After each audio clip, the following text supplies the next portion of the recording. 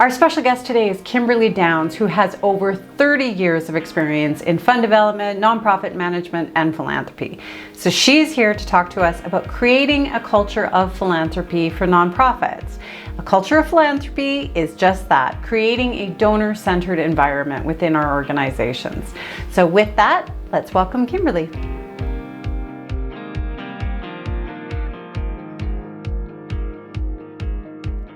All right, welcome, Kim. I am very excited to talk to you about creating a culture of philanthropy. I've worked in a number of organizations where we've talked about it.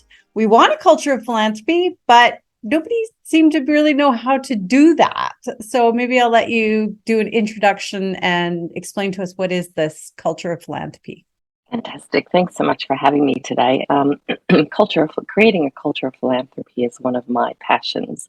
And one of the questions I always ask when I go into assist an organization is, do you want to fundraise or do you want to create a culture of philanthropy?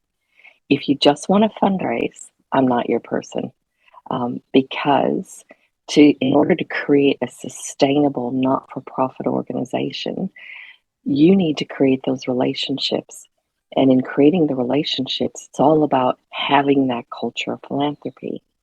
So for instance, you and I as individuals and our friends and everybody, we all have our own personalities. We've created those personalities by our experiences, by what we were taught, and by the values that we hold important to ourselves.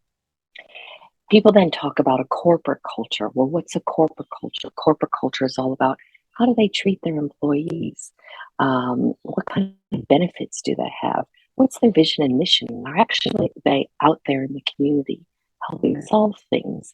So corporates now, especially after COVID, are finding they're really being scrutinized by future employees to say, well, what is that corporate culture? Do I want to be a part of it? Are they going to make me sit at my desk 9 to 5? Then when you take it to the culture of philanthropy, one of the things, now I've been in Australia for nearly 30 years, and I've worked in the UK, the US, Canada, New Zealand, South Africa. But here, when I first came out, they'd hear my accent and they'd say, oh, you're just going to tell us how they do it in the US. No, I'm not. You have to create your own culture based on the culture of Australia. And it doesn't start with, well, we don't have a culture of philanthropy. How do we get one? Well, it's not a box off a shelf that you just take and say, okay, now we've got one. No, you've got to create it. You've got to sit down and look at your vision, mission, and what it is you want to achieve. Okay, so we start then with our mission and our vision and what we want to achieve. Is there a process that you use to help organizations to develop that culture of philanthropy? Yeah, and it doesn't start with the staff. It starts with the board. The board has to embrace that, yes, they've got fundraising goals, but those fundraising goals fit into the culture of philanthropy. And if they want a culture of philanthropy and if they want to achieve their strategic plan, then they as a board need to be committed. And so we go back to the 3 T's, time, talent, treasure. Board members are usually, hopefully, giving them.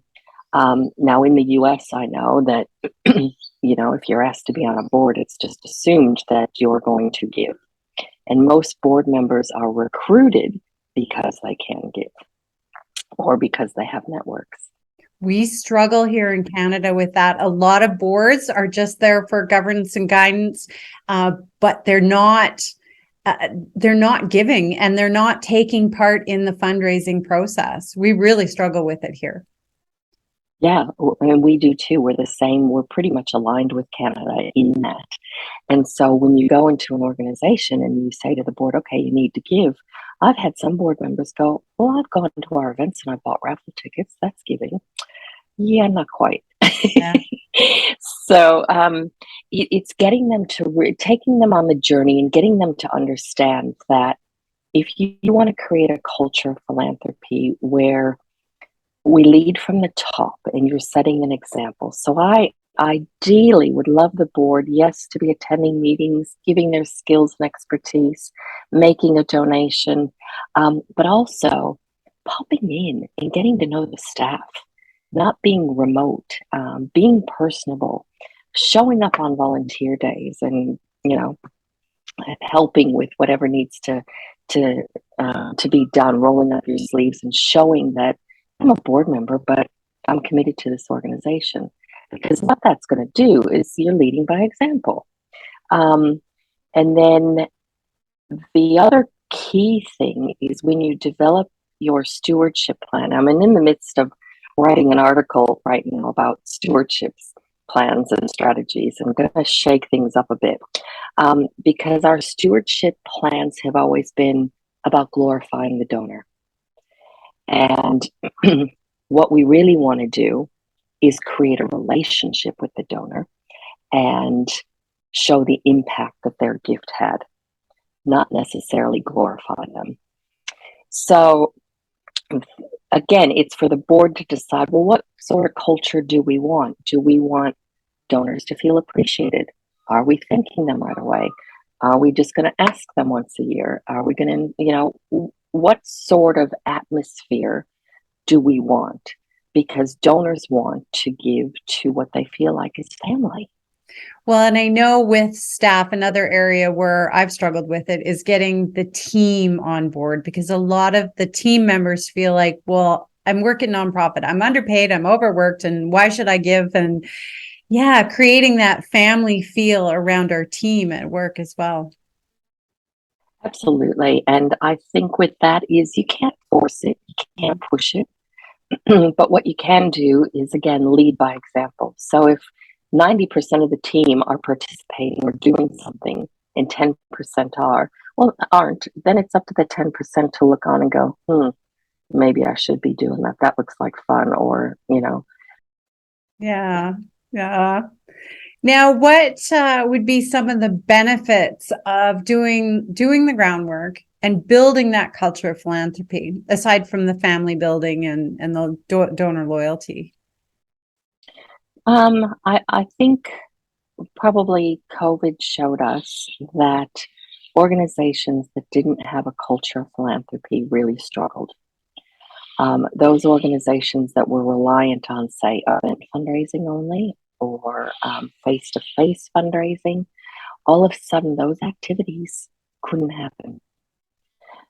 But the organizations that had a culture of philanthropy could go out to their constituents. And so I had one organization I was working with where I said, you know what, let's throw the stewardship model out the window this year. We are still going to do our annual appeal, but we're going to do it a bit differently. And we're going to give them 6 months to give. We're going to talk about how tough this is for us and how we recognize it's tough for them as well. But that in that 6 months, if they find that they have anything spare that they could give to this campaign, we truly appreciate it. And then every time somebody gives, I want you to give me their information, and I will personally call them and thank them and talk to them. They raised twice as much as they normally raised. And it was because it was about that relationship. And oh my gosh, you just gave. Why did you, are you okay? Is there anything we can do for you? Thank you so much for continuing to support us. So it was just a genuine conversation. Yeah. Thank you calls are one of my favorite parts of the job. And I have a rule: if I'm working with an organization, we do thank you calls immediately. It gives us an opportunity to get to know the donor, get friendly with them, and really solidify that relationship. And a lot of them are shocked that we're not calling to ask for more. We're just calling to say thank you. How are you? This was great, Yeah. Absolutely. And that's a great activity to give your board members. Because it starts to get them to have those relationships, to see it's not all about asking, the thanking is fun. And the shock in a donor's voice when you say, hi, I'm Kim, I'm the chair of da-da-da-da, just calling to thank you for your gift. They're like, sorry, the chair? Yeah, so I think it's looking at ways in future, especially where we can show the impact that their gift is having. So that whole culture of philanthropy is yes, it's about the cultivation, it's about the solicitation, but the stewardship is super important in making sure that we get that next gift and we're not out there just fundraising. We actually want a relationship with our donors. And it's not about the staff having that relationship, because if you're anything, which I know there's always, in my 30 years at least, there's always been huge turnover in our industry. And it's because of lack of support from the board. So if you get the board involved, you're more likely to engage them in your other fundraising activities. And then all of a sudden, everybody understands they're in together. I had several years ago, there was a donor to a hospital in Toronto. And he went to the hospital every day and sat in the lobby, very plain, ordinary clothes. And he'd stop people. He stopped the janitor, he stopped a nurse, he stopped a patient, he stopped all sorts of people. And then finally made an appointment to see the CEO. And he said, for a month, I had been sitting here observing the culture of this organization and asking everybody the same question. Why do you like being here? And he said 95% of the people answered the question the same way. He said, you've done a good job in creating that culture within your hospital, that everyone knows what your mission is and everyone is out there living it and walking it. And I think he made, what was it, $100 million gift? And, so we never know what our donors are doing and how they're observing us. But I think it's really important that we're showing who we are, and being authentic and being real and not relying on somebody to say, oh, they've got a good culture. Tell me what you're doing so we can do it here. No, it's up to you to create your own culture.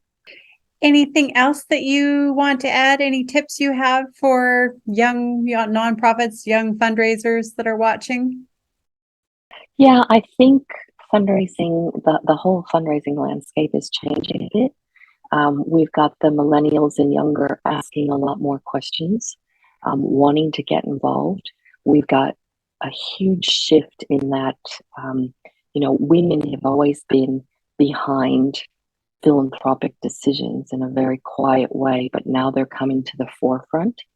And so I think as fundraisers, we need to really not talk about segmenting our database, but really segment our database and look at who our donors are, who our prospects are, and what they want from us, what they want to see.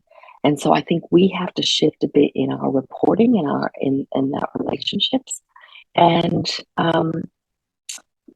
I think create an atmosphere where somebody says, oh, I hear that organization is great. They do exactly what they say they're going to do with the money. People, stay working there for years because they love it, because the CEO and the board are super supportive of all the staff, whether that's programs, fundraising, or whatever. So it's getting an organization to understand a culture of philanthropy isn't just about fundraising. It's about the whole organization creating an atmosphere they want to be known for. And then the philanthropy will flow. All right. Well, thank you so much. I'm going to list all of your contact information in the description below so that if anyone wants to get a hold of you, they can. Although you are in Australia. We do have some viewers in Australia. Email always works to start off with. Yeah. All right. Well, thank you. This has been very informative.